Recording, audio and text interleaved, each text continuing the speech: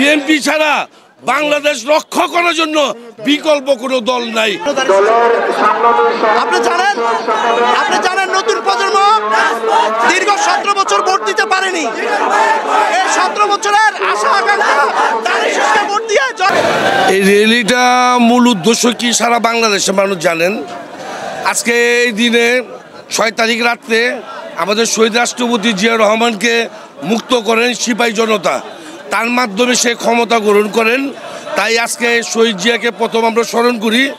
এর মাধ্যমে আমরা বার্তা দিতে চাই একটি আজকে র্যালিতে যারা এই নির্বাচনকে নিয়ে ষড়যন্ত্র করতেছে, কিছু রাজনৈতিক দল যারা চাচ্ছে চাঁদাবাজির উপরে চলতে চায়, দেশের নির্বাচন চায় না, নির্বাচিত সরকার চায় না, তার বিরুদ্ধে আমরা একটা বার্তা আজকে র্যালিতে আমরা দিতে চাই। ধানের শীষ ছাড়া বাংলাদেশে বিকল্প কোনো মার্কা নেই। বিএনপি ছাড়া বাংলাদেশ রক্ষা করার জন্য বিকল্প কোনো দল নাই। এটা হলো বাস্তব।